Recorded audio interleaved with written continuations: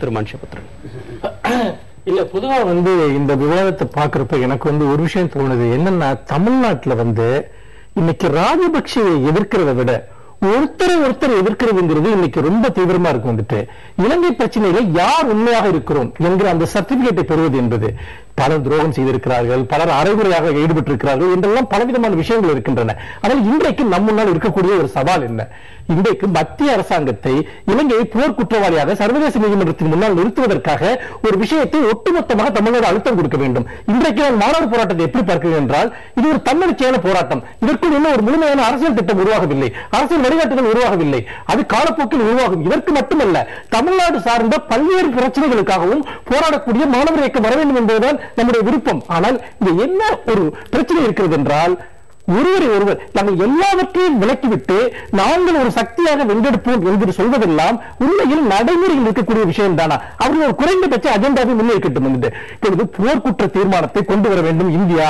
இதற்கு என்னென்ன கட்சிகள் தமிழ்நாட்டில் ஆதரவு அளிக்கிறதோ அவர்களோடு சேர்ந்து நாங்கள் போராடுகிறோம். இது ஒரு நியாயமான ஒரு கோரிக்கை. இவர்கள் ஒட்டுமொத்தமாக மாறி மாறி எல்லாவற்றையும் குறை சொல்கிறார்கள். அப்படி தமிழ்நாட்டில் இருக்கக்கூடிய அத்தனை அரசியல் இயக்கங்களையும் விலக்கிவிட்டு ஒரு போராட்டத்தை, ஒரு கோரிக்கையை வென்றெடுப்பது சாத்தியமா? அப்படி இருக்கும்போது மற்ற கட்சிகளை தங்களுடைய பாதைக்கு அவர்கள் கொண்டு வர வேண்டுமே ஒழிய, எங்கள் கோரிக்கைக்கு நீங்கள் இணங்கினால் மட்டுமே நீங்கள் எங்களோடு சேர்ந்து போராட முடியும் என்று சொல்வதுதான் நியாயமாக இருக்க முடியுமே ஒழிய, ஒரு மிகப்பெரிய விரோத போக்கை எல்லோருமே வெளிப்படுத்திக் கொண்டே இருக்கிறார்கள். இப்படி ஒருவர் நாம் மோதிக்கொண்டே இருந்தால் எந்த அடிப்படையில் தமிழ்நாட்டினுடைய குரல் என்ற ஒன்றை நாம் வெளியே சொல்ல முடியும்? அப்படி இந்த மனோபாவத்தில் ஒரு பிரச்சனை இருக்கு என்று நான் நினைக்கிறேன். அதேமா உங்க கருத்துக்கு இயக்குனர் திரு ராம் முரண்படுவார் நினைக்கிறேன். அதுக்கு ஒரு மறுமொழி சொல்ல விரும்புவார் நினைக்கிறேன். திரு ராம், மனுஷபுத்திரன் அவருடைய கருத்தில் உங்களுக்கு உடன்பாடு இருக்கிறதா? அவர் சொல்ல முன்வைக்கக்கூடிய இந்த விமர்சனத்தை நீங்கள் எப்படி பார்க்கிறீர்கள்? நான் ரொம்ப அவருடைய விமர்சனத்தை சரியா புரிஞ்சுக்கிறேன். அவர் சொன்னது தேர்தல் அரசியல் கட்சிகளையோ தேர்தல் தலைவர்களையோ நினைக்கல. ஏன்னா இன்னைக்கு எந்த தேர்தல் அரசியல் கட்சிக்கும் கொள்கைகள் கிடையாது, தேர்தல் மட்டும்தான். மாணவர்கள், மக்கள், அந்த கருத்து பேசக்கூடிய அரசியல் சாராத தேர்தல் சாராத எத்தனையோ இயக்கங்கள் இருக்காங்க. இவங்க எல்லாம் சேர்ந்தா முன்னெடுக்க முடியும். நீங்க இந்திய எதிர்ப்பு போராட்டம் சொல்லிட்டே இருந்தீங்க. அன்று மாணவர்கள் நடத்திய இந்திய எதிர்ப்பு போராட்டம் திமுகவை ஆட்சியில் உட்கார வைத்தது. அதை ஒரு அரசியல் கட்சி பயன்படுத்தி இன்னைக்கு மாணவர்கள் என்ன ரொம்ப இன்னைக்கு, ஏன்னா அந்த 3 நாள் அங்க நடந்ததை சொல்றேன் நான். மாணவர்கள் தேர்தல் அரசியல் கட்சிகள் உள்ளுக்கு வர்றப்பெல்லாம் பயந்துட்டே இருந்தாங்க. நேற்று அந்த பிரிட்டோ உண்ணாவிரதம் வந்த மாணவர் என்ன சொன்னார்னா, சார் எங்களை பத்தி நாங்க பிரிட்டோ டெசோக்கு ஆதரவா உண்ணாவிரதம் இருக்கோம்னு சொல்லி வெளியில செய்தி வந்துச்சு. எங்களுடைய கோரிக்கைக்கும் அவங்களுக்கும் எல்லளவும் சம்பந்தம் இல்லை. எங்க கோரிக்கை முற்றிலும் விரோதமானது. அவங்கள்ட்ட இருந்து நாங்கள் முற்றிலும் வேறுபட்டு இருக்கோம். எங்களுடைய கோரிக்கையை காலி பண்றாங்க. இது ஒட்டுமொத்தமாக இதுதான் கொஞ்ச நேரத்துக்கு முன்னாடி உங்கள்கிட்ட கேட்ட சொன்னேன். நீங்க பதிவு செய்யணும். ஏன்னா மாணவர்கள் இந்த சிக்கலை கிட்டத்தட்ட 3 நாளா அனுபவிச்சுட்டே இருக்காங்க. இது தேர்தல் அரசியல் கட்சிகள் சொல்லக்கூடிய கோரிக்கைகளுக்கு முற்றிலும் விலகிய ரொம்ப நியாயமான ஒரு கோரிக்கை. அவங்க என்ன சொல்றாங்கன்னா, நீங்க கொண்டு போங்க, அமெரிக்கா சொல்லிட்டு நடக்கிறது நடக்கட்டும், ஆனா இதான் நிஜம், நாங்க இதை மக்கள்கிட்ட எடுத்துட்டு போறோம். அப்புறம் இன்னொரு முக்கியமான விஷயம், இதுக்கு முன்னாடி மாணவர்கள் போராடினப்ப அரசாங்க பணத்துல படிச்சுட்டு போராடுறாங்க. இன்னைக்கு போராடக்கூடிய மாணவர்கள் அவங்க அப்பா பணத்துல படிச்சுட்டு வந்து போராடுறாங்க. அதாவது ஒரு பிரைவேட் காலேஜ்ல ஃபீஸ் கட்டி படிக்கக்கூடிய மாணவர்கள் இருக்கு. எனக்கு என்னன்னு கேட்டீங்கன்னா, உலகம் பூரா நீங்க மாணவர் போராட்டத்தை எடுத்துக்கங்க. மாணவர்கள் போராடி அவங்க அப்படியே அதிகாரத்துக்கு வர்றாங்கிற நடைமுறைகள்லாம் ரொம்ப ரொம்ப அறிவிலும் அறிவு. ஒரு பெரிய அரசியல் இயக்கங்களுக்கு ஒரு ஜெனரேட் பண்ணுவாங்க ஒரு மாற்றத்தை. அப்படி ஜெனரேட் பண்ணக்கூடிய ஒரு சக்தியா தான் உலகம் இருக்க மாணவர் இயக்கம் இருந்திருக்கு. அந்த வரலாற்றோட சேர்த்து தான் நம்ம இதை பார்க்கணும். அதற்கு பதிலாக எல்லாரையும் விலக்கிவிட்டு மாணவர்கள் வேற வேற ஏதோ அதிகாரத்திற்கு ஒரு சூழல் இருப்பது, இந்த போராட்டத்தினுடைய தன்மையை ஏதோ ஒரு விதத்துல ரொம்ப ஒரு கோரிக்கை பண்றதுனால நமக்கு பண்ணலாம். மாறாக மாணவர்கள் எல்லா இடங்களிலும் கேள்வி கேட்கக்கூடியவர்களாக, தங்கள் நாட்டினுடைய மாநிலத்தினுடைய உரிமைக்காக போராடக்கூடியவர்களாக இருக்க வேண்டும். இந்த போராட்டத்தை எல்லாம் பயன்படுத்தி மாணவர் இயக்கங்கள் ஒரு அதிகாரத்திற்கு வந்தால் எல்லாம் சரியாகிவிடும் என்கிற ரீதிக்கு நம்ம புரிந்து கொள்ளக்கூடாது. அப்படிப்பட்ட அசாமில் என்ன நடந்தது?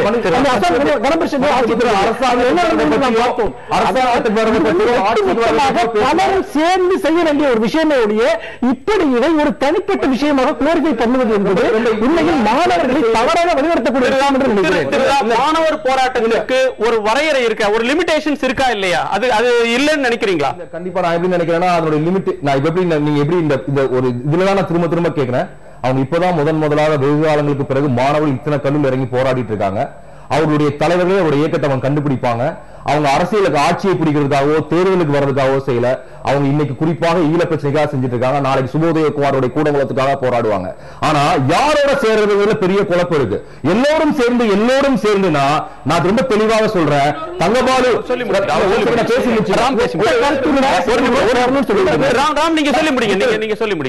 ஒரே என்ன சொல்றேன்னா, இப்ப தங்கபாலு என்கிற தமிழர் எனக்கு பிடிக்குது. ஆனா என்ன பிரச்சனை, நாங்க எப்படி பார்க்கிறோம்னா காங்கிரஸில் இருக்கக்கூடிய தமிழ்நாட்டு காங்கிரஸ்காரர்களே அகதிகளாக இருக்காங்க. இன்னைக்கு அவர் இன்னொரு பேசுவதற்கு பதிலா சென்ட்ரல் இருந்து யார் இருந்தாலும் பேசியிருப்பாங்க. ஏன்னா காவிரி பிரச்சனை ஆகட்டும், முல்லை பெரியார் ஆகட்டும், இவர் சொல்லக்கூடியத காங்கிரஸ் மத்திய டெல்லி இருக்கவங்க சொல்ல மாட்டேங்கிறாங்க. இன்னைக்கு தமிழக காங்கிரஸ் இருக்கக்கூடிய எந்த தலைவர்களுக்கும் டெல்லியில ஒரு ஐடியாலஜிக்கல் ரோலை பிளே பண்ண முடியல. அப்போ இப்ப யார் கூட சேர்றது, இப்ப யாரோட வர்றாங்க, இப்ப மாணவர்களுடைய போராட்டத்துக்குள்ள வந்து தங்களுடைய கருத்துக்களை, தங்களுடைய கோட்பாட்டை அந்த போராட்டத்தை அரசியல்வாதிகள் மாத்த நினைக்கிறப்ப மாணவர்கள் பயப்படுறாங்க. அப்ப அரசியல்வாதிகளும் தேர்தல் அரசியல் கட்சிகளும் இல்லாம வெளியில் இருக்கக்கூடிய மக்கள் வேற அரசியல் இயக்கங்கள்லாம் இருக்கு. அப்ப மக்களோட சேர்ந்து இதுக்கு நான் திரு தங்கபாலு அவரிடத்துல கேட்கலாம். ஒரு முக்கியமான கருத்தை முன்வைத்திருக்கிறீங்க. தங்கபாலு என்கிற ஒரு தமிழரை நீங்கள் மதிப்பதாகவும் அன்பு காட்டுவதாகவும் சொல்றீங்க. ஆனால் தமிழ்நாட்டை சேர்ந்த தமிழ்நாடு காங்கிரஸ் கட்சியில் இருந்து மத்தியிலே அங்கம் வைக்கக்கூடிய யாருக்கும் அங்கே கொள்கை வகுப்பதிலே பெரிய மதிப்பு இல்லை அப்படின்ற கருத்தை முன்வச்சிங்க.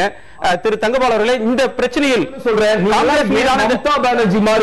மம்தா பானர்ஜி மாதிரி எங்க அப்பா காங்கிரஸ்காரர், நான் காங்கிரஸ் இல்ல, ஏன் காங்கிரஸ் நீங்க ஓட்டு இல்லாம போச்சுன்னா நீங்க ஏன் தமிழ்நாடு காங்கிரஸ் அமைப்பு நீங்க ஒரு நிமிடம் திரு தங்கபாலு, உங்களுக்கு வந்து மத்தியிலே தமிழ்நாடு காங்கிரஸ் தலைவர்கள் தமிழர்கள் நலன் சார்ந்து தமிழ்நாட்டு மக்களுடைய உணர்வு சார்ந்த பிரச்சனைகளில் கொள்கை முடிவுகளை வகுப்பதிலே அவர்களுக்கு உரிய இடமில்லை, அதில் தோற்று போகிறார்கள் என்ற கருத்தை சொல்றார். அதை நீங்க எப்படி பார்க்கிறீங்க? தமிழ்நாடு காங்கிரஸ் தலைவராகவும் நான் 3 முறை இருந்திருக்கிறேன். ஒவ்வொரு முறையும் தமிழக மக்களுடைய உணர்வுகளை பிரதிபலிப்பதாகவே நாங்கள் செயல்பட்டிருக்கிறோம். மத்திய அரசில் அங்கம் பெற்றிருக்கிற காங்கிரஸ் தலைவர் அன்னை சோனியா காந்தி அவர்கள், அதற்கு முன்னர் ராஜீவ் காந்தி அவர்கள், அதற்கு முன்னர் அன்னை இந்திரா காந்தி அவர்கள், திரு நரசிம்மராவ் அவர்கள், இப்படி படிப்படியாக பல கால 40 ஆண்டு கால வரலாறு எனக்கு தெரியும். அதில் நான் பங்கெடுக்கிறேன்.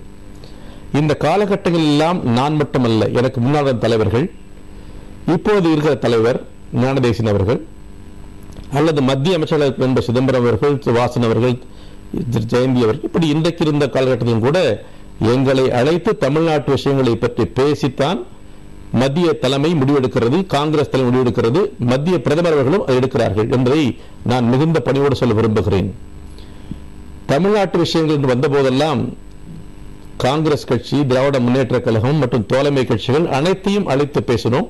ஏன் எதிர்கட்சி இருக்கிற நண்பர்களையும் அழைத்து பேசினோம். பேசி ஒருமித்த கருத்து உருவாக்கி இந்த இலங்கை பிரச்சனைகளே இந்தியா என்ற நாடு ஒரு கருத்தை சொல்ல வேண்டும் என்ற அடிப்படையில் நாங்கள் சொல்லுகிறோம். அதில் கருத்து இருக்க முடியும். ஆகவே நாங்கள் சவலைப்பிள்ளை இருக்கிறோம் அப்படின்னா அதெல்லாம் வேறு விஷயம். நண்பர் அவர் குறிப்பிட்டதை நான் மதிக்கிறேன், அது வேறு விஷயம். ஆனால் தனிப்பட்ட முறையில் நானோ மற்றவர்களோ ஒரு முடிவெடுக்க முடியாது. ஒரு கட்சி என்றால் அந்த கட்சியுடைய தலைமைக்கு உரிய தெரிவைப்படுத்தி அதை எங்களுடைய தாக்கத்தை உறுதிப்படுத்துகிறோம். நாடாளுமன்ற உறுப்பினர் காங்கிரஸ் அங்கே சென்று சோனியா காந்தியை சந்திக்கிறார்கள், காங்கிரஸை சந்திக்கிறார்கள், திரு ராகுல் காந்தியை சந்திக்கிறார்கள், பிரதமர் அவர்களை சந்திக்கிறார்கள் என்று சொன்னால் ஒவ்வொரு கட்சி சந்திக்கிற போது நாங்கள் கருத்து சொல்லுகிறோம். ஆகவே எங்கள் கருத்துக்கு மதிப்பளிக்க சொல்ல வேண்டாம், சொல்வது நல்ல பண்பல்ல. அப்படி என்றால் ஏற்கப்படுகிறதா இல்லையா என்பதை இறுதி வடிவம் எப்படி வருகிறது, இறுதி முடிவுக்கு உங்கள் கருத்து எந்த அளவுக்கு ஊக்கமுள்ளதாக இருந்தது என்பதால் கேள்வி நாம் தொடர்ந்து பேசலாம். உண்மை பொதுவாக மாணவர்கள் பிரதிநிதிகளாக பேசியவர்கள் இன்றைய இளம் தலைமுறையினுடைய பிரதிநிதிகள் அப்படின்னு எடுத்துக்கொண்டோமானால் ஒரு பெரிய கேள்வி எழுகிறது. எந்த அரசியல் கட்சியின் மீதும் எங்களுக்கு நம்பிக்கை இல்லை அப்படின்ற கருத்தை முன்வைக்கிறாங்க. அப்போ தமிழ்நாட்டில் உள்ள அரசியல் தலைமைகள் மீது, அரசியல் கட்சிகளுடைய போக்குகள் மீது இளம் தலைமுறை ஆர்வம் இழந்து விட்டது அப்படின்னு எடுத்துக்கொள்ளலாமா? அதாவதுங்க, இந்த மாணவர்கள் நடத்துற இன்னைக்கு போராட்டம்ன்றது இன்றைய காலகட்டத்தில் அவசியமான ஒண்ணு, அது நியாயமான ஒண்ணு, அதுல எந்த மாறுபட்ட கருத்து இல்ல. அந்த போராட்டங்கள் வரவேற்கப்பட வேண்டிய ஒண்ணு. இன்னைக்கு கால சூழ்நிலையில தொடர்ந்து தமிழினம் பாதிக்கப்பட்டு வருது. அதுக்கு ஒரு நிவாரணம் தர்றது கூட யாரும் முன்வராத நிலையில, அவங்களுடைய குரலை கூட ஒழிக்கிறதுக்கு இந்திய அரசாங்கம் தயாராக இல்லாத நிலையில அவங்க வேற வழி இல்ல அந்த உணர்வுகளை வெளிப்படுத்துறாங்க. அந்த வகையில் அதை வரவேற்கலாம். ஆனா அதே சமயம் சகோதரர் மனுஷபுத்திரன் சொன்ன மாதிரி அவங்க உணர்ச்சி வயப்பட்டிருக்காங்க, அது உண்மை. ஆனா ஒருங்கிணைக்கப்படவோ அவங்க எந்த பாதையில போகிறோம், எந்த நோக்கத்துல நம்ம இதை செய்யறோம்ன்றத அவங்களுக்குள்ளே இன்னும் ஒரு சரியான நிலைப்பாட்டுக்கு வரல. அதுக்கு உதாரணம், நீங்க எல்லா ஒவ்வொரு பகுதியிலும் மாணவர்களோட தொடர்பு கொண்டு கேட்டீங்க உங்க கோரிக்கை என்னன்னு. ஒருத்தர் 3 கோரிக்கை சொல்றாரு, ஒருத்தர் 5 சொல்றாரு, ஒருத்தர் 9 சொல்றாரு. ஆக அவங்களே இன்னும் அவங்க நோக்கம் சரி, ஆனா அந்த நோக்கம் ஒருங்கிணைக்கப்படாத அவங்க ஆர்வத்தினுடைய எழுச்சி, தன்னெழுச்சி, அந்த தன்னெழுச்சி அவங்களுடைய பாதிப்புகளை வெளிப்படுத்துறதுக்கு கொண்டு வந்திருக்காங்க. அதை நியாயமா வரவேற்கிறோம். இதை அந்த போராட்டத்தில் கலந்துக்கிற அத்தனை பேரும் இவங்க ஒருங்கிணைக்கப்படவோ இல்ல ஒரு தலைமைக்கோ இல்ல ஒரு முடிவுக்கோ அவங்க ஒரு சரியான பாதைக்கு வராத நிலையில அவங்கள திசை திருப்புறதுக்கு பலர் ஈடுபடுறாங்க. அதனுடைய வெளிப்பாடு தான் இது. இன்னைக்கு மாணவர்கள் போராட்டம் இந்த பிரச்சனையினுடைய தாக்கத்தை அதிகப்படுத்த உதவும். இன்னைக்கு இந்த பிரச்சனையை ஒரு சரியான இடங்களுக்கு கொண்டு போறதுக்கு உதவுமே தவிர, ஆனா இந்த போராட்டம் மட்டுமே இந்த போராட்டத்தை வென்றெடுக்க உதவாது. உதாரணத்துக்கு இங்க மரியாதைக்குரிய தங்கபால் அவர்கள் சொன்னாங்க, இன்னைக்கு காங்கிரஸ் கட்சி, தமிழ்நாட்டில் இருக்கிற காங்கிரஸ் கட்சி, அதிலும் குறிப்பா தங்கபால் போன்றவர்கள் உணர்வு பூர்வமா தமிழ்நாட்டுக்கு தமிழர்களுடைய நிலைமைக்கு புரிஞ்சுக்கிட்டு ஏதாவது நிவாரணத்தை என்ன முயற்சி பண்றாங்க. அதை நாங்க மறுக்கல. ஆனா அவங்க இப்போ அவர் சொன்னாரு, டெசோ மாநாட்டில் காங்கிரஸ் கட்சியினுடைய பொதுச் செயலாளர் உத்தரவாதம் கொடுத்தாருன்னு. காங்கிரஸ் கட்சியினுடைய பொதுச் செயலாளர் உத்தரவாதம் கொடுத்தார். நான் மரியாதைக்குரிய தங்கபால் அவர்கள்ட்ட கேட்கிறது, மத்திய அரசாங்கம் இலங்கை பிரச்சனையில அவங்க வாதப்படியே சொல்றேன், ஈழத்தை கூட விட்டுருங்க, இலங்கையில் நடந்த இனப்படுகொலை அவங்க அழிக்கப்பட்டதுக்கு ஒரே காரணம் அவங்க தமிழர்கள் என்ற ஒரே காரணம் தான். பச்சிளம் குழந்தைகளும் பெண்களும் சாதாரண குடிமக்களும் எந்த இதுக்கும் போகாதவங்களும் அவங்க ஒரு பாதுகாப்பு வலயத்தில் இருந்தவங்க அடிச்சு கொண்டாங்க, குண்டு போட்டு கொண்டாங்கன்னா ஒரே காரணம் அவங்க தமிழர்கள் என்ற ஒரே பாவத்துக்காக கொல்லப்பட்டிருக்காங்க. அதுல மத்திய அரசாங்கத்தினுடைய நிலை என்ன, காங்கிரஸ் கட்சியினுடைய நிலையோ திமுக நிலையோ எனக்கு தேவையில்லை. மத்திய அரசாங்கம் இதை ஏன் அங்க படுகொலை நடந்தது, அதுக்காக ஐநா மன்றத்திலையும் உலக நாடுகளும் இதனுடைய பார்வையை திசை திருப்பு அதன் மேல செலுத்தணும், அதனுடைய தாக்கத்தை இலங்கை மேல செலுத்தி நமக்கு நட்பு நாடுன்னு சொல்றாங்க. நட்பு நாடுன்னா கூட தன்னுடைய நண்பன் தவறு செஞ்சிருக்கான், அந்த தவறை தட்டி கேட்கறதுக்கு ஏன் முன் வரல? அதுல இவங்க மத்திய அரசாங்கம் பதில் கேட்கலாம். நிறைய கேள்விகளை நீங்க முன் வச்சிருக்கீங்க. அதற்கு முன்னால் மாணவர்கள் தரப்பிலிருந்து இருந்து சில கேள்விகளை கேட்டுக்கொண்டு இறுதியாக தங்கபால் அவர்கிட்ட போறேன். நம்மோடு கோவையிலிருந்து சட்டக்கல்லூரி மாணவர் ராஜகுரு இருக்கிறார். ராஜகுரு, நீங்க தொடர்ச்சியாக அரசியல் கட்சிகள், சந்தர்ப்பவாத அரசியல் அப்படின்லாம் பல கருத்துக்களை பேசுறீங்க. ஒரு பெரிய கோரிக்கைகளை முன்வைத்து மாணவர் சமுதாயம் திரண்டெழுந்து போராடுவது என்பது சில தருணங்களிலே மகிழ்ச்சியாகவும் ஒரு வரவேற்புக்குரிய ஒரு ஆரோக்கியமான விஷயமாக பட்டாலும் கூட, இன்றைக்கு இருக்கக்கூடிய அரசியல் அமைப்பில் அரசியல் தலைமைகள் மீது உங்களுக்கு ஏன் நம்பிக்கை இல்லாமல் போய்விட்டது? ஏன் நம்பிக்கை இல்லைன்னா, இன்று சமுதாயத்தில் நடக்கக்கூடிய அத்தனை விதமான ஊழல்களும், கட்சியில் இருக்கக்கூடிய பதவியில் இருக்கக்கூடிய அமைச்சர்களும் பண்ணக்கூடிய ஊழல்களும் கண் கூட நம்ம பார்க்கிறோம். அரசு கல்லூரியில் படிக்கக்கூடிய நான் எங்க கல்லூரியில் எந்த வசதியும் இல்லாம நாங்க படிக்கிறோம், குடிப்பதற்கு தண்ணீர் கூட இல்லாம. இந்த அரசாங்கம் எப்படி மக்கள் ஆளுதுங்கிறது எங்களுக்கு தெரியும். 2 லட்சம் தமிழர்கள் உலகெங்கும் 2 லட்சம் தமிழர்கள் கொல்லப்பட்டுட்டாங்க. 20 லட்சத்துக்கும் மேற்பட்ட தமிழர்கள் உலகெங்கும் அனாதைகளாக திரிந்து கொண்டிருக்கிறார்கள். எங்களுடைய சகோதரிகள், எங்க அக்கா, எங்க கூட பிறந்த தங்கச்சி மாதிரி இருக்கவங்க பாலியல் வன்புணர்ச்சிக்கு ஆளாக்கப்பட்டிருக்காங்க. குழந்தைகள் கொல்லப்பட்டிருக்கிறாங்க. அப்பாவி தமிழர்கள் கொல்லப்பட்டிருக்காங்க. இதையெல்லாம் பார்த்துக்கிட்டு வேடிக்கை பார்த்துக்கிட்டு இருந்த இன்னைக்கு ஆளுங்கட்சி, ஆண்ட கட்சி, மத்தியில் இருக்கக்கூடிய கட்சி, அந்த கட்சி, இந்த கட்சி, எல்லா கட்சியும் வேடிக்கை பார்த்துக்கிட்டு இருந்தான். எவனும் அப்ப குரல் கொடுக்க கிடையாது. இப்ப நாடாளுமன்ற தேர்தலில் மையமா வச்சு நாங்க மாணவர்களுக்கு டெசோ அது இது ஆச்சா போச்சான்னு சொல்லிட்டு இந்த கதை விடுற வேலைகள்லாம் இன்னைக்கு இருக்கக்கூடிய அரசியலை தொலைநோக்கு பார்வையோட பார்க்கக்கூடிய மாணவர்கள் நம்புவதற்கு இல்லை. ஏன் அரசியல் கட்சிகள் 1965 காலங்களில் மாணவர்களின் போராட்டத்தை பயன்படுத்தி திமுக எப்படி ஆட்சிக்கு வந்ததோ, அதே மாதிரி எங்களுடைய போராட்டத்தை பயன்படுத்தி எந்த ஒரு அரசியல் கட்சியும் ஆதாயம் தேடிடக்கூடாது, மாணவர்களின் உழைப்பு வெள்ளலுக்கு இறைக்கப்பட்ட நீரா போயிடக்கூடாதுங்கிறதுல நாங்க கவனமா இருக்கோம். இன்னொரு சொன்னாங்க, நம்ம மனுஷபுத்திரன் தோழர் சொன்னாரு, அதாவது மாணவர்கள் தனிப்படையாக அந்த போராட்டத்தை வென்றெடுக்க முடியாதுன்னு. அதை நாங்கள் ஒத்துக்கிறோம், அதை மாற்றுக்கிறது கிடையாது. நாங்கள் தன்னிச்சை அந்த போராட்டத்தை வென்றெடுத்துவோம்னு சொல்லவே இல்லை. வெகுஜன மக்கள்கிட்ட கொண்டு போற அந்த விஷயத்தை, நிறைய விஷயங்கள் இந்த ஈழ போராட்டம் சம்பந்தமா நாங்கள் துண்டறிக்கை அடிக்கலாம்னு போறாங்க. துண்டறிக்கை அடிக்கிற பிரச்சனை இருக்கிறவருக்கு ராஜபக்சேனே எவனே தெரியல.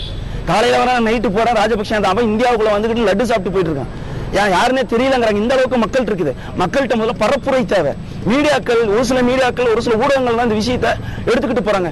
எல்லா ஊடகங்களும் பத்தி எறியணும். இனப்படுகொலை சம்பந்தமான திரைப்படங்கள் ஹாலிவுட்லயும் சரி, பல நாடுகள்லயும் சரி வந்திருக்கு. ஆனால் நம்ம ஈழம் சம்பந்தப்பட்ட திரைப்படம் இன்னும் முழுக்க முழுக்க நம்ம இனப்படுகொலையை மையப்படுத்தின ஒரு திரைப்படம் இன்னும் வரல. திரைப்படம் அருமையான யுக்தி, கருத்துக்களை திரு ராம் தான் பதில் சொல்லணும். நாம் தொடர்ந்து பேசலாம். ஏன் திரைத்துறையிலிருந்து ஒரு வலிமையான குரல் இனப்படுகொலையை சித்தரித்து வரல என்ற ஒரு கேள்வியையும் அரசியல் தலைமை மீது ஏன் நம்பிக்கை இல்லைன்னு சொல்றீங்க? உங்களுடைய இந்த கருத்தை, உங்களுடைய நிறைவு கருத்தை எடுத்துக்கிறேன். திரு முகமது ஜான், மீண்டும் மாணவர் போராட்டம் கிளர்ந்து வரக்கூடிய வேளையில் அரசியல் தலைமைகள் மீது மதிப்பில்லை அப்படின்ற ஒரு கருத்தை, நம்பிக்கை இல்லை என்ற ஒரு கருத்தை சொல்றாங்க. ஆனா அவர் சொன்ன ஒரு கருத்து, அரசியல் கட்சிகள் ஊழல் செய்கின்றன, அதனால் நம்பிக்கை இல்லை என்ற ஒரு கருத்து சொல்றாரு. ஊழல் காரணமாக மட்டுமே நீங்கள் அரசியல் அமைப்பின் மீது நம்பிக்கை இழந்து போயிட்டீர்களா, இல்ல வேற ஏதேனும் காரணங்கள் இருக்கின்றனவா? ஜாதி அரசியல், ஊழல் மட்டும் கிடையாது. ஜாதி அரசியல் இருக்கு, இன்னும் எத்தனை வகையான அரசியல் இருக்கு. சந்தர்ப்ப அரசியல் இருக்குது, கூட்டணி கட்சி மாறுறது, எத்தனை விஷயங்கள் இருக்குது. இன்னும் அரசியல் கட்சிகளை வந்து சும்மா நாங்க மேம்போக்கா மேலெழுந்த வரியா பார்த்துட்டு புறக்கணிச்சிடல. இன்னைக்கு இருக்கக்கூடிய மாணவர்கள் தொலைநோக்கு பார்வையோட அரசியலை ஒவ்வொரு நகர்வையும் உற்று நோக்கிக்கிட்டு இருக்காங்க. தர்மபுரி சம்பவமா இருக்கட்டும், வேற எல்லா ராமநாதபுரம் சம்பவமா இருக்கட்டும், வேற எல்லா சம்பவங்களையுமே இங்க நடக்கக்கூடிய தமிழகத்தில் இருக்கக்கூடிய அத்தனை விதமான அரசியல்வாதிகளையும் இன்னைக்கு யார் உண்மையாலும் குரல் கொடுக்கறாங்கிறத உற்று நோக்கிக்கிட்டு இருக்காங்க. ஏதோ உணர்ச்சியின் அடிப்படையில் வேகத்துல உத்வேகத்துல வந்தவங்க கிடையாது. நாங்க சேகோராவை படிச்சு வந்தவங்க, பெரியாரை படிச்சு வந்தவங்க, பகத்சிங்கை படிச்சு வந்தவங்க. இங்க இருக்கக்கூடியவங்க எல்லாமே உணர்ச்சியின் வேகத்துல ஏதோ ஆர்வக்குளர்ல பண்ற மாணவர்கள் கிடையாது. அதை இங்க இருக்கக்கூடிய சிறப்பு விருந்தினர்களும் புரிஞ்சுக்கணும், இதை பார்த்துட்டு இருக்கிற மக்களும் புரிஞ்சுக்கணும். மக்கள்கிட்ட சொல்ற ஒரே ஒரு கருத்து என்னன்னா, ஒரு பெரிய அரசியல் கட்சியினுடைய ஆதரவு இருந்தது என்று குறிப்பிட்டீர்கள். அது அந்த அரசியல் கட்சியினுடைய ஆதரவு இருந்தது என்பது ஒரு பாதி உண்மை, அரை உண்மைதான். உண்மையில் மாணவர்கள் அந்த போராட்டத்தை தொடங்கி மேலெழுந்து போய் கொண்டிருக்கிற போது 15-20 நாட்களுக்குள்ளேயே மாணவர் போராட்டத்தை நிறுத்துவதற்கான எல்லா முயற்சிகளையும் அவர்கள் மேற்கொண்டார்கள். இந்திய எதிர்ப்பு என்பது எங்களிடம் பத்திரமாக இருக்கிறது, ஆகவே நீங்கள் இந்திய எதிர்ப்பு போராட்டத்தை கைவிடுங்கள் என்று அந்த இயக்கத்தினர் தெரிவித்தார்கள். ஆனால் அதையும் தாண்டி நாங்கள் 60 நாள் அந்த இந்திய எதிர்ப்பு போராட்டத்தை நடத்தி பிறகு நாங்களே ஒரு முடிவுக்கு வந்து அந்த போராட்டத்தை அடுத்த கட்டத்திற்கு எப்படி நடத்தி செல்வது என்று முடிவெடுத்தோம். இதில் மாணவர்கள் மிக தெளிவாக வைக்கிறார்கள். ஒன்று, ஐநா மீது நம்பிக்கை இல்லை, அமெரிக்கா மீது நம்பிக்கை இல்லை, இலங்கைக்கு கூட்டாளியாக செயல்பட்ட இந்தியா மீது நம்பிக்கை இல்லை. இதனுடைய தொடர்ச்சியாக அரசியல் கட்சிகள் மீது நம்பிக்கை இல்லை என்று வைக்கிறார்கள்.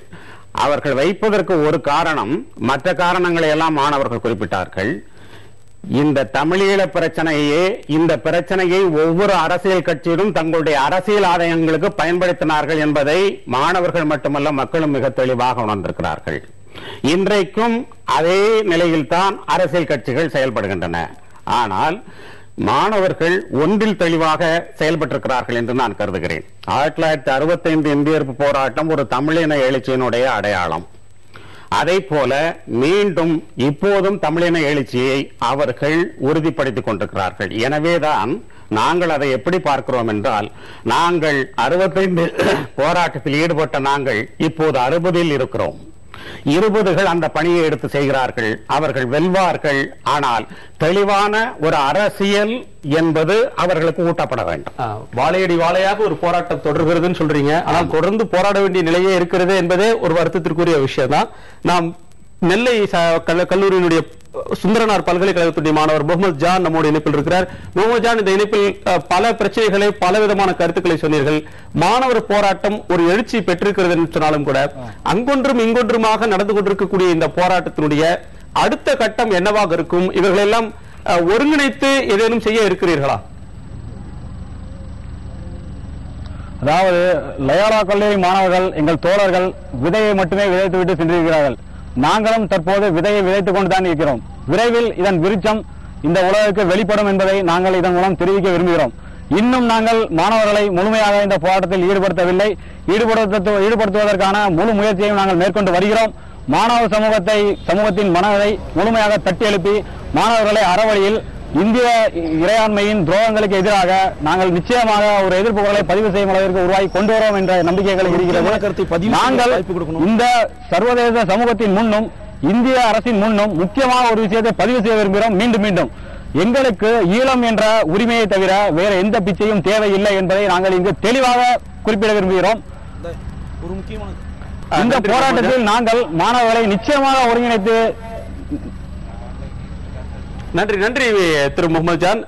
திரு கனகராஜ், பலவிதமான கோரிக்கைகள் இங்கு முன்வைந்தாலும் கூட மாணவர் போராட்டத்தை நம்முடைய மாநில அரசு எப்படி கையாளுகிறதுன்னு நினைக்கிறீங்க? மாணவர் போராட்டத்தை மாநில அரசு ஆதரிக்கிறது என்றுதான் சொல்ல வேண்டும். எப்படி சொல்றீங்க? யுகயுகமாய் உறங்கிக் கொண்டிருந்த எரிமலை இன்றைக்கு வெடிக்க தொடங்கி இருக்கிறது. தமிழ்நாட்டிலே மாணவர் போராட்டங்கள் இன்றைக்கு அங்கொன்றும் இங்கொன்றுமாக நம்முடைய லோயாலா கல்லூரி தோழர்கள் தொடங்கி இருக்கிற இந்த போராட்டம் தற்பொழுது இன்னும் முழுமை பெறவில்லை. தமிழ்நாட்டில் இருக்கக்கூடிய அனைத்து கல்லூரி பல்கலைக்கழக மாணவர்களை எல்லாம் ஒருங்கிணைத்து அதை அடுத்த கட்ட நடவடிக்கைகளுக்கு எடுத்து செல்வது இன்னும் அந்த தொடர்ச்சியான காலகட்டங்களில் முடிவு செய்யப்படும். மேலும் இதை நான் முன்னரே சொன்னது போல இந்திய அளவிலே இந்திய நாட்டில் இருக்கக்கூடிய அனைத்து மாநிலங்களில் இருக்கக்கூடிய எங்கள் இந்தியன் என்கிற அடிப்படையிலே ஈழத்தில் நடந்தது திட்டமிடப்பட்ட இனப்படுகொலை.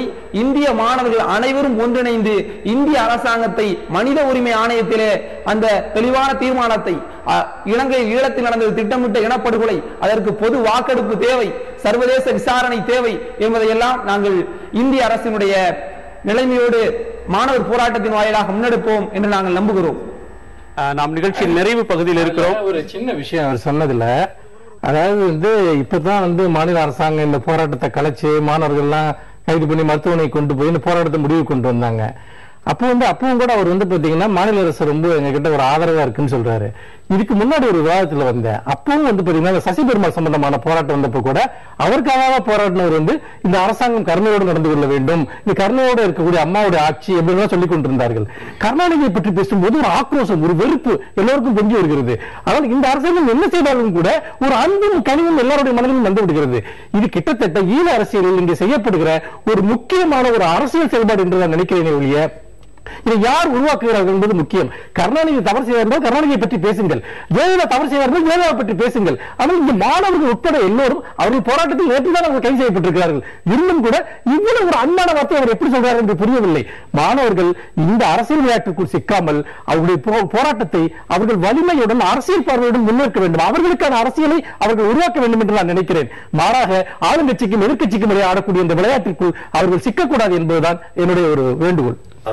ஆளுங்கட்சியை பொறுத்த வரைக்கும், அனைத்து இந்திய அண்ணா திராவிட முன்னேற்ற கழகத்தை பொறுத்த வரைக்கும் இந்த பிரச்சனையை அரசியலாக்கணும் என்ற நோக்கம் ஒரு இல்லளவும் கிடையாது. சகோதரர் மனுஷபுத்திரன் சொன்னாரு, இதை எப்படி சொல்றாங்கன்ட்டு. இதே திமுக ஆட்சியில அன்னைக்கு இதே திருமாவளவன்ல இருந்து எத்தனையோ தலைவர்கள் அன்னைக்கு போராட்டம் நடத்த முயற்சி பண்ணாங்க. எந்த போராட்டத்தையும் நடத்தக்கூடாதுன்னு அவங்க தடைப்படுத்தினாங்க. ஆனா இன்னைக்கு எந்த போராட்டத்தையும் தடுக்கல. ஆனா அதுக்காக 4 நாள் அவங்க உண்ணாவிரதம் இருந்த பிறகு அவங்க உடல்நிலை பாதிக்கப்பட சொல்ல அவங்கள கைது பண்ணல, மருத்துவமனைக்கு போய் சிகிச்சை கொடுத்தாங்க. அதுக்கு பிறகு அவங்களா என்ன செஞ்சோம், இவருக்கு என்ன செஞ்சோம், வேற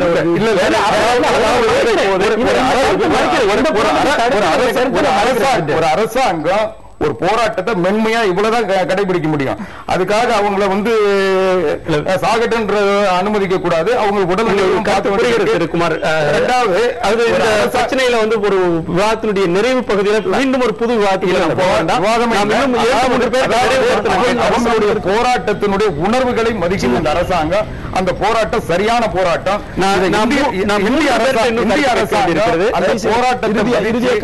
போராட்ட உணர்வுகளை புரிந்து கொண்டு இந்திய அரசாங்கம் இந்த மாணவர்களுடைய உணர்வுகளை முன்னெடுத்து செல்லணும். இந்த உணர்வுகள் இந்திய அரசாங்கத்துக்கு போய் சேரணும். அவங்க மாணவர்களுடைய பிரச்சனையை அவங்க தான் முன்னெடுத்து போக முடியும். நம்ம என்னதான் போராட்டம் நடந்தாலும் இந்திய அரசாங்கம் அதனுடைய பார்வையை ஈர்க்கணும், அதனுடைய கவனத்துக்கு வரணும். அவர்கள் சொல்ற கருத்து தான் நீங்க வழிமொழிறீங்க. நம்ம தொடர்ந்து பேசலாம். இந்திய அரசாங்கத்தினுடைய கருத்து தான் நீங்க சொல்றீங்க. இந்திய அரசாங்கம் மாணவர்களுக்கு இந்த நிலைமை வந்திருக்காங்க. இந்திய அரசாங்கம் முக்கியமான பங்கு பாத்திரத்தை வகிக்கணும் அப்படின்ற கருத்து அவங்க தான் செய்ய முடியும். அவங்க மத்திய இந்திய அரசாங்கம் தான் இந்த கையில் எடுத்து இலங்கைக்கு எதிரான நடவடிக்கைகள் எடுக்க சொல்லி உலக நாடுகளை வற்புறுத்த முடியும். ஐநா சபையில் தீர்மானம் நிறைவு கருத்தாக எடுத்துக்கொள்கிறேன். திரு நம்மோடு இந்த இணைப்பில் இருக்கக்கூடிய திரு ராம் அவர்களிடம் கேட்கிறேன். திரு ராம், நீங்க மாணவர் போராட்டத்தில் தொடக்கம் முதலாக இதுல ஈடுபடுத்தி கொண்டு இருக்கக்கூடியவர், இதுல உணர்வுபூர்வமாக கலந்து விட்டவர்னே உங்களை சொல்லலாம். மாணவர்கள் வைத்த 9 கோரிக்கைகள்ல ஒன்று, உலக தமிழர்களின் பாதுகாப்பை உறுதி செய்ய தமிழ்நாடு அரசு சார்பாக ஒரு வெளியுறவுத்துறையை உருவாக்க வேண்டும் சொல்லியிருக்காங்க. வெளியுறவுத்துறை என்பது இது காலங்காலமாக மத்திய அரசாங்கத்தினுடைய ஒரு சப்ஜெக்டாக இருந்து வருகிறது. மத்திய அரசாங்கம் தான் வெளியுறவு கொள்கையை வகுக்கிறது, நடைமுறைப்படுத்துகிறது. ஒவ்வொரு மாநில அரசும் அதற்கென்று ஒரு வெளியுறவுத்துறை அமைக்கணும்ன்ற ஒரு கருத்துல உங்களுக்கு உடன்பாடு இருக்கிறதா? இல்ல, நீங்க கேட்கறது நீங்க கடைசியா சொல்றது கேட்கல. இல்ல, மாணவர்கள் முன்வைத்திருக்கிற கோரிக்கைகளில் ஒன்று உலக தமிழர்களின் பாதுகாப்பை உறுதி செய்ய வெளியுறவுத்துறையை உருவாக்கணும், தமிழ்நாடு அரசு சார்பான ஒரு கோரிக்கை வச்சிருக்காங்க லயலா மாணவர்கள். இதுல இல்ல, அதற்கான அவசியம் இருக்கிறதா நீங்க கருதுறீங்களா? அப்ப கண்டிப்பா இன்னைக்கு இருக்கக்கூடிய சூழல் அவசியம் இருக்கிறதா நான் கருதுறேன். ஏன்னா இங்க இருக்கக்கூடிய மாநில அரசு முதலமைச்சர் ஜெயலலிதா அவர்கள் ராஜபக்சேவை போர்க்குற்றவாளின்னு அறிவிக்கிறாங்க, சட்டசபையில சொல்றாங்க, போர்க்கொலை நடந்துச்சுன்னு சொல்றாங்க, ஜெனோசைட் நடந்துச்சுன்னு சொல்றாங்க. ஆனா மத்திய அரசு ஒத்துக்கவும் இல்லை. கொஞ்ச நேரத்துக்கு முன்னாடி அதிமுகவுடைய உறுப்பினர் சொன்னாரு, அது அவங்க படிச்சாங்களான்னு கூட தெரியல. அப்படிங்கிறப்ப ரொம்ப நம்மளுக்கு சிக்கலாவும் இருக்கு.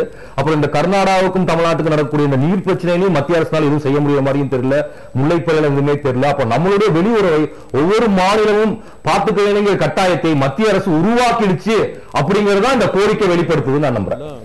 இதே உங்களுடைய நிறைவு கருத்தை எடுத்துக்கிறேன். திரு ராஜகுரு, உங்களுடைய நிறைவு கருத்தை சுருக்கமா சொல்லுங்க, ஒரு நிமிடம்.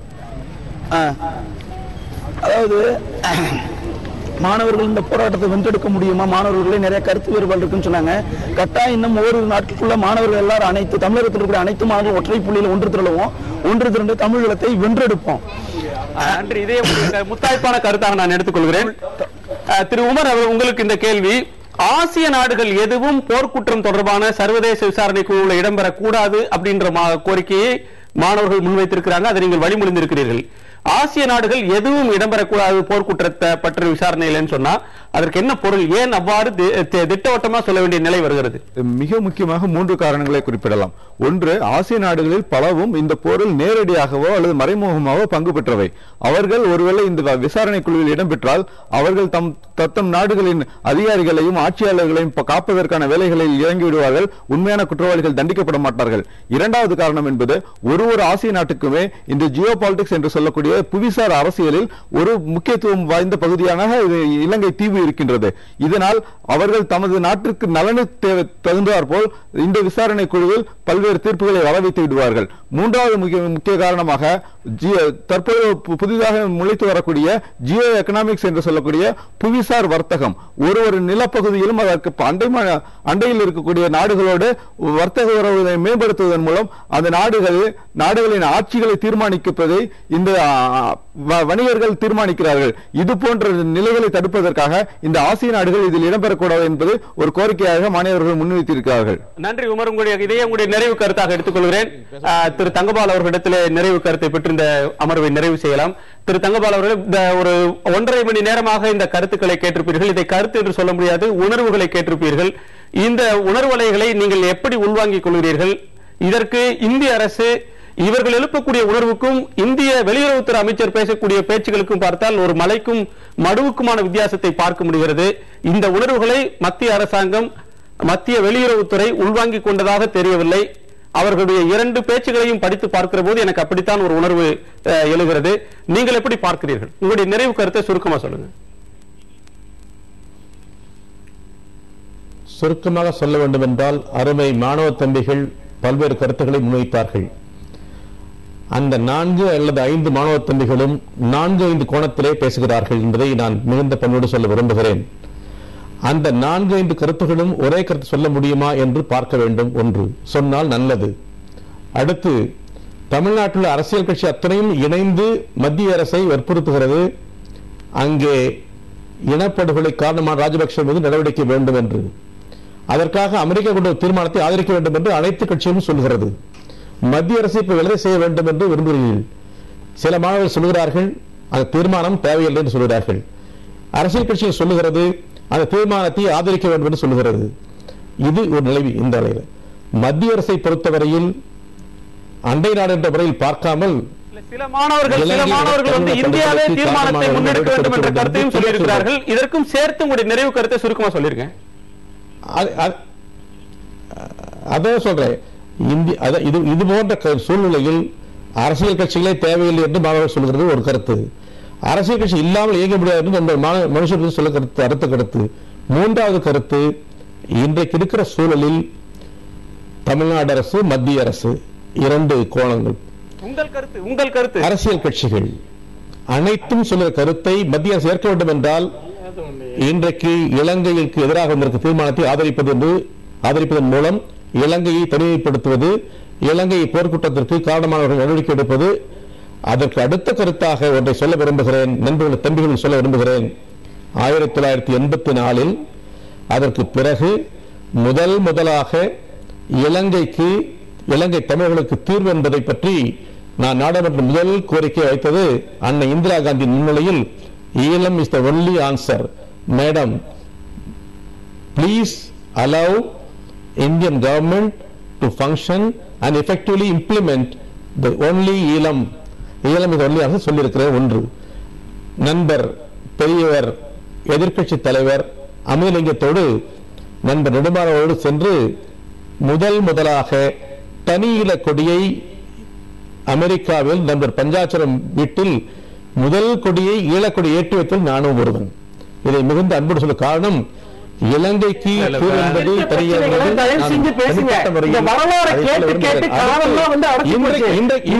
தமிழர்கள் முன்னெடுக்கக்கூடிய பிரச்சனை என்ன, நியாயம் என்ன, இந்த வரலாற்று எவ்வளவு காலம் சொல்லிக் கொண்டிருப்பீர்கள்? தயவு செய்து என்ன செய்ய மட்டும் சொல்லுங்கள். அதற்கு உங்களுடன் பதில் இல்லை என்றால் எனக்கு தெரியாது, சல்மான் குஜிக்கும் கேட்டுக்கொள்ளுங்கள் என்று சொல்லுங்கள். நீங்க பொறுமையா இருக்க முதல்ல. இல்ல, நீங்க எவ்வளவு காலம் இந்திய அரசை